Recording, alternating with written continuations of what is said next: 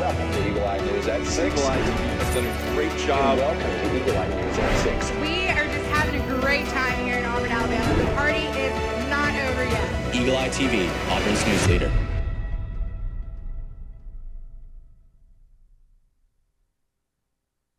Good evening, and welcome to Eagle Eye News at 6. I'm Lucy Chapman. And I'm Sinkfield. Thank you for joining us. As students prepare to head home for Thanksgiving, many may be worried about travel issues. I spoke with several Auburn students about their plans for heading home for the holidays. What mode of transportation will you be using to get home this Thanksgiving break? I'm driving. I'm also driving. Okay, since y'all are driving, are you anticipating any extra costs or delays because of the government shutdown? I haven't thought about it, but I may leave a day or two early. Not necessarily for me. I live only like 30 minutes away, so it's really like I can leave whenever. Have you changed your travel plans at all in light of the government shutdown, as in change of dates, modes, or routes? What mode of transportation will you be using to get home this Thanksgiving break? I'm going to be driving myself. Driving your car, are you anticipating any extra costs or delays because of the government shutdown, aka gas rest stops, or any alternate routes? I think for when it comes to like if you're going across state lines, or there's like this one big checkpoint when you're about to go through Montgomery, and it's run by the state to weigh trucks, and a lot of times it gets backed up. So that's like the one I'm worried about. So I think I might go in 280 to get up to Huntsville. And have you changed your travel plans at all in light of the government shutdown, as in change of dates, modes of transportation, or any routes? I think I'm gonna try and leave like late Friday or like really early in the morning Saturday. I'm not a morning person, so that's what's changing. Okay. Across airports nationwide, scenes just like this are unfolding as the FAA remains partially shut down during the ongoing government shutdown. Travelers are crowding terminals, scrambling for updates as flight delays and cancellations continue to ripple across the country. With thousands of FAA employees furloughed or working without pay, critical operations from air traffic support to safety inspections are facing major disruptions. Airlines are warning of longer wait times, unexpected cancellations, and reduced staffing at security and gate checkpoints. Passengers in busy terminals like this one are stuck waiting in long lines, searching for alternative flights and hoping for clarity as the shutdown drags on. Many have already missed connections, vacations, and family events, all because of halted federal aviation operations. Until the government reopens, the FAA can resume full functionality. Experts say travelers should expect more delays, fewer available flights, and growing frustration inside airports across America. What mode of transportation will you be using to get home this Thanksgiving break? I'm driving because I only live an hour away. I'm flying home. So you are flying. Are you worried about having delays or cancellations? And have you checked your flight status recently? Yes, I checked my flight status and it's good so far. I'm worried because I'm going to the Houston airport, which is also shut down and like scary, but I don't know. I'm just kind of hoping it works out. A record-breaking 81 million Americans are expected to travel for Thanksgiving this year. Last week, the SGA tested several security features around campus on their semi-annual safety walk. Kaylee Dudinsky tells us more about campus safety. There are over 200 of these blue light emergency phones on Auburn's campus. And on November 10th, the Student Government Association checked out every single one of them. Each semester, the Student Government Association hosts a safety walk where SGA members, Auburn Police, and campus safety and security come together to walk across campus looking for unsafe conditions. Last Monday, they tested the blue light emergency phones, looked for dim or expired lights, and took note of accessibility gaps.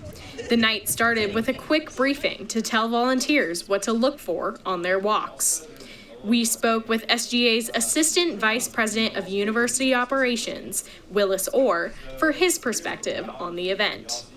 And then the blue lights we just want to make sure that those go to the right people, that the call system's loud enough so where if you do have to press it, if you're in an event where you have to press it, that it would emit a loud enough noise, and then also that they receive the correct location when they are pressed. The 911 dispatchers receive the correct location. that's our job, to serve, promote, and unify, and we've been appointed and elected to do so. SGA's mission has resonated with Senator Hannah Congo, who sees the event as an opportunity to serve Auburn. Safety is such an important part of what makes Auburn Auburn, and so I'm super excited to be able to be a part of this. The 64 students and 21 administrators in attendance were then divided into 7 groups. Their observations will be compiled into a memorandum and shared with the appropriate administration to be fixed.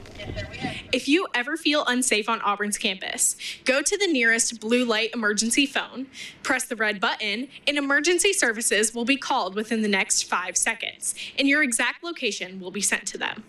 For Eagle Eye TV, I'm Kayla Dudinsky. If you notice any safety or accessibility features on campus that need assistance, contact the SGA to fix the issue.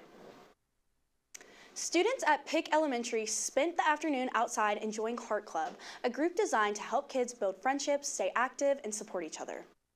The club brings students together through games and team-building activities. Teachers say it's a fun way for kids to unwind while still learning how to collaborate and communicate. Heart Club meets after school, and leaders say that they hope it continues to grow as more students join in. It's really important to raise awareness about heart health because you see various diseases like heart diseases and diabetes and all of these other things. They're rising in America. We can prevent that through a lot of things like exercise, and so just encouraging that and being that voice in the community is very important.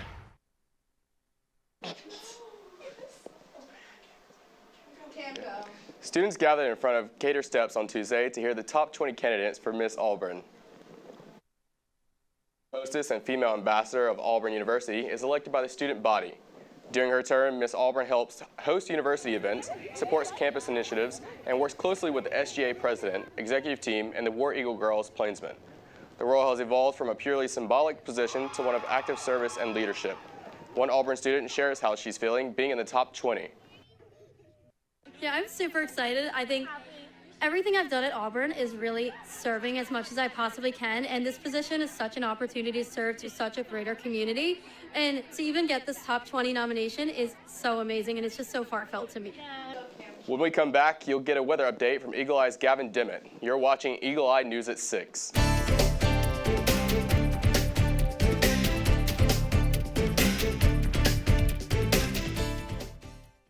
Hi, I'm Gavin Dimit.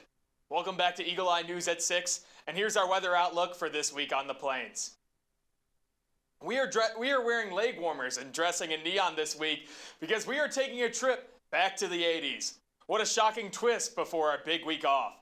Tomorrow, we can expect a high of 76 and a low of 48. On Wednesday, we have a high of 80 and a low of 56. On Thursday, expect very similar weather with a high of 81 and a low of 56. Friday is looking to be a little bit more cloudy, but still expect a high of 78 and a low of 57.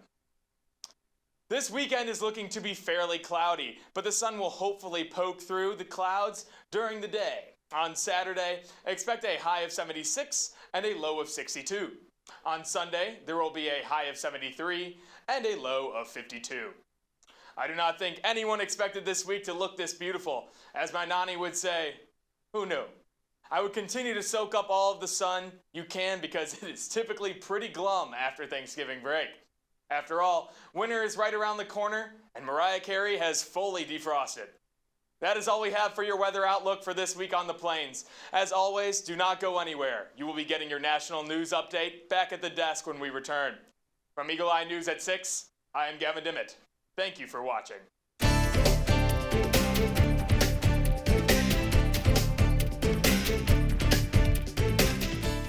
Welcome back to Eagle Eye News at 6. U.S. Southern Command has released new video of a recent strike on an alleged drug trafficking boat. It happened Monday in the Caribbean Sea, killing 4 people. This was the 20th strike carried out by the U.S. military on alleged drug boats in the Caribbean and Eastern Pacific since September. The total number of people killed in the campaign stands at 80.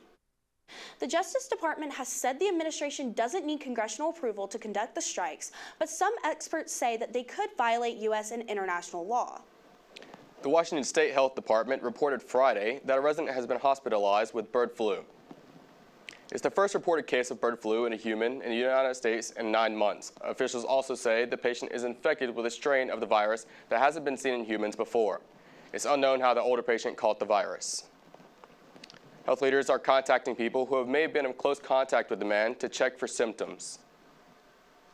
It's World Prematurity Day, and an annual report card released today by the March of Dimes gives another bad grade to U.S. when it comes to maternal and infant health, calling preterm birth rates a, quote, crisis in this country. Mandy Gaither talks to the organization's chief medical and health officer about why the grade is so low and what needs to happen to change it. For the fourth consecutive year, the U.S. has earned a grade of D+ for the number of babies born before 37 weeks of pregnancy in a report card released today by the March of Dimes, a maternal health nonprofit. We absolutely are in a time of crisis. The United States is among the most dangerous high-income countries in the world for giving birth. And whether we're talking about outcomes for mom and baby, they're not where we want them to be. The report says nearly 380,000 U.S. babies were born too soon in 2024. That's 1 in every 10 births. And racial disparities are getting worse, with the birth rates for babies born early to Black moms 1.5 times higher than for other babies. That's particularly troublesome because we know that there aren't biological differences among races, and so there aren't biological reasons why babies should be more likely to be born preterm. The report says there are also racial gaps for maternal health in the U.S. Mothers who are Black, American Indian, Alaska Native, or Pacific Islander die at 2 to 3 times the rate of white moms, and nearly 40,000 have severe complications every year. How people are treated and experiences like racism and discrimination and really should be an urgent call for all of us to think about how we improve the quality of health and healthcare in this country. For Health Minute, I'm Mandy Gaither. March of Dimes officials say access to care really matters, so they're advocating for policies to expand Medicaid coverage to ensure everyone has access to proper health care before, during, and after pregnancy. The organization says they're also sending, quote, mom and baby mobile health centers to areas where there is limited care in an effort to fill in some of those gaps. When we return, you'll get a political update with Tessa Allen on Eye on the Hill. You're watching Eagle Eye News at 6.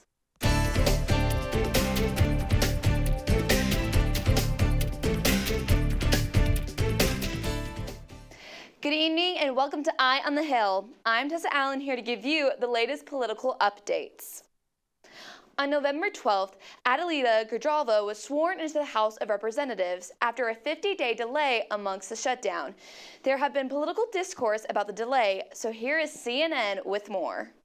Adelita Gurjalva was finally sworn into the House of Representatives after 50 days of waiting. You will well and faithfully discharge the duties of the office on which you are about to enter, so help you God. I do. Congratulations, you're now a member of the 119th Congress.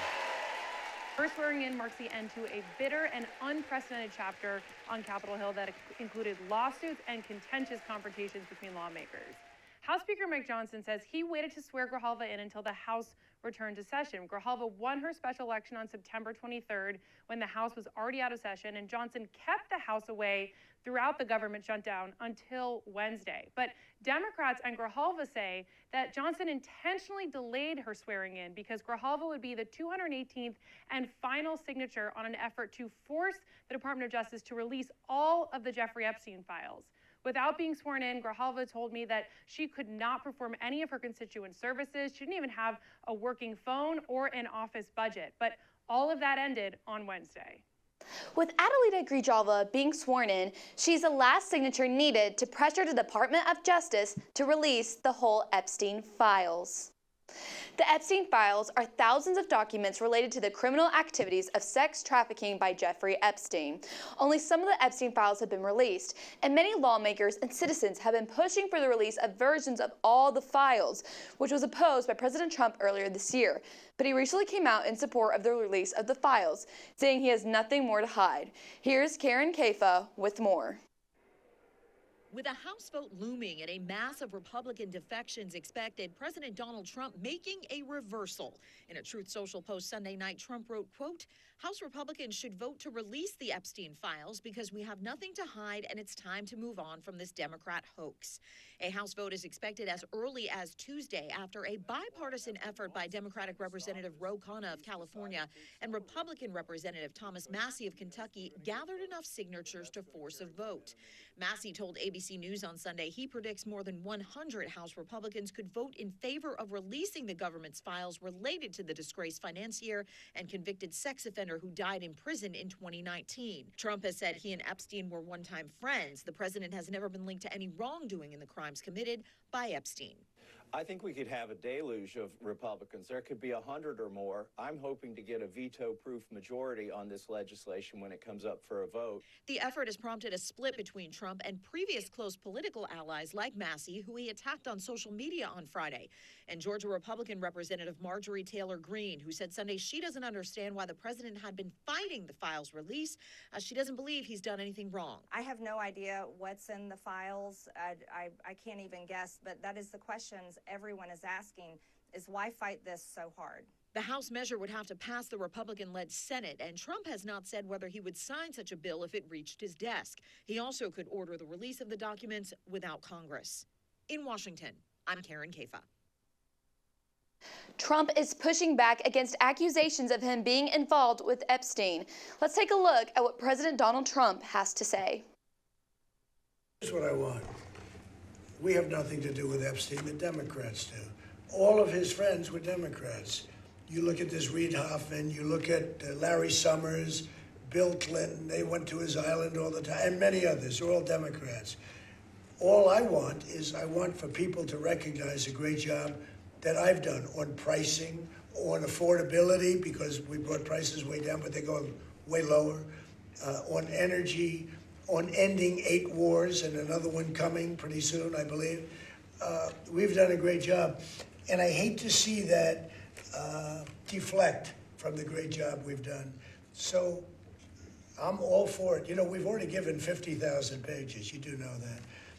Unfortunately, like with the Kennedy situation, with the Martin Luther King situation, not to put Jeffrey Epstein in the same category, but no matter what we give, it's never enough. You know, with Kennedy, we gave everything and it wasn't enough. With Martin Luther King, we gave everything and it's never enough. We've already given, I believe the number is 50,000 pages, 50,000 pages. And it's just a Russia hoax as it pertains to the Republicans. Now, I believe that many of the people some of the people that we mentioned are being looked at very seriously for their relationship to Jeffrey Epstein, but they were with him all the time. I wasn't at all. Trump said himself he would sign the Epstein files bill if Congress passed it. But until then, the vote to force the DOJ to release the Epstein files will be taking place tomorrow, November 18th. Last week, I had the opportunity of interviewing Brylan Hollahand, a political commentator and freshman here at Auburn University. We talked about his journey with politics while being a student, his perspective about Turning Point USA, and where college students should stand with civic engagement. Here's a snippet from the interview.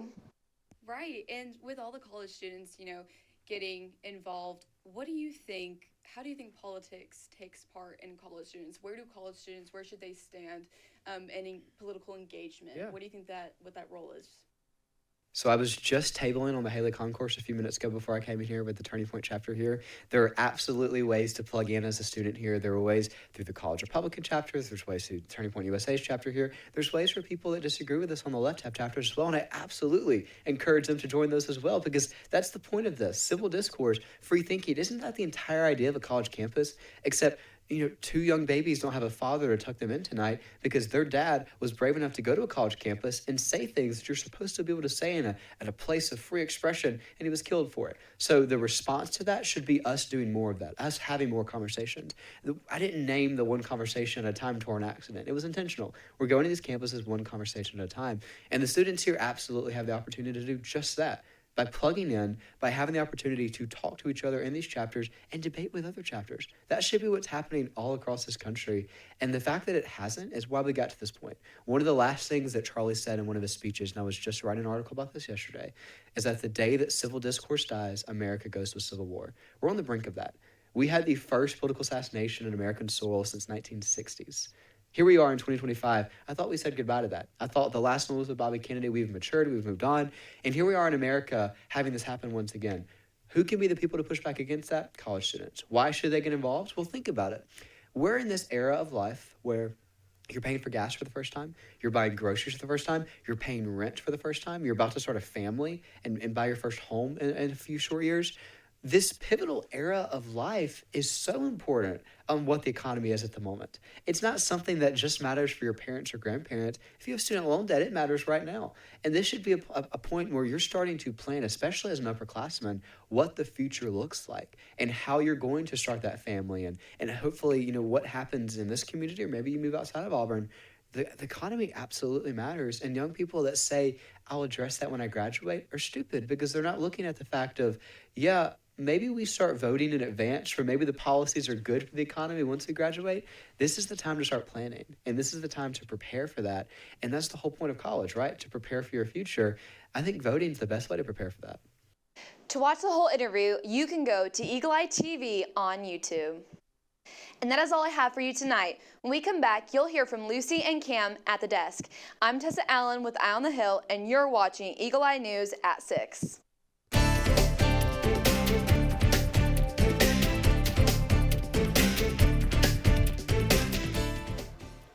Welcome back to Eagle Eye News at 6. With so many people expected to be traveling for Thanksgiving, the FAA has some good news for air travelers. Airlines are resuming their normal schedules in the U.S. today. The FAA says it's lifting flight restrictions that affected 40 major airports during the government shutdown. A joint statement from the agency and the Transportation Secretary cities, quote, safety trends and the steady decline of staffing trigger events in air traffic control facilities. The news might be a relief for people flying over Thanksgiving weekend. That's the busiest air travel period of the year, according to STA data. Experts say passengers should still check airline apps for delays or cancellations, but for more typical reasons like weather. High grocery prices and tariffs could spoil your Thanksgiving menu this year. That's because the cost of some key holiday staples are up. These rising costs come as many people are already struggling to afford food. Jen Sullivan explains why your holiday meal will likely cost more this year. Outside the King Center in Atlanta, long lines of cars as people wait for free food to be handed out at this Thanksgiving food drive. This is going to make a tremendous difference. Ms. Williams works part-time, but she says it's not enough to put food on her table. And it's not just Thanksgiving she worries about. It's every day. It's tonight. I need dinner for tonight. Her story is like so many others as the cost of food continues to rise. We've seen an increased need. We've seen seniors coming that need assistance. We've seen families. The government shutdown put a strain on already busy food banks, with millions of food stamp recipients not receiving assistance through the federally funded Supplemental Nutrition Assistance Program known as SNAP, and hundreds of thousands of federal workers not getting paid. But rising food costs are making groceries more expensive for everyone. But for many families, they're still struggling to put food on their table and keep that roof over their heads. Average grocery prices are up nearly 3% from last September, according to the latest Consumer Price Index report. Prices for key Thanksgiving staples like potatoes, meats, fresh vegetables, and bakery products are all up. And tariffs have caused the price of many imported items like wine to jump. One wine store says prices are 5 to 12% higher this year.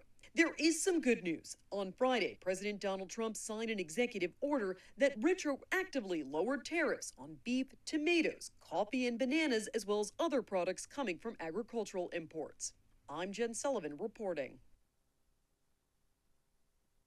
Since October of last year, wholesale turkey prices have gone up almost 75%, reaching $1.71 per pound last month. Starbucks is out with a new holiday beverage, but you can only get it at Target. The frozen peppermint hot chocolate is available exclusively at Starbucks, cafes inside Target stores. Prices for the Frappuccino-based drink start at just under $6 for a grande size. Members of Target's paid loyalty program can buy a frozen peppermint hot chocolate on Monday. It's available to the general public on Tuesday. Most of the retail giant's 2,000 locations include Starbucks. But this is the first time two companies have teamed up for a holiday drink. We're out of time, but for more Auburn news, head over to our website, eagleeyeauburn.com, and check out our social media pages. I'm Lucy Chapman. And I'm Cam Sinkfield. Thank you for watching, and War Eagle.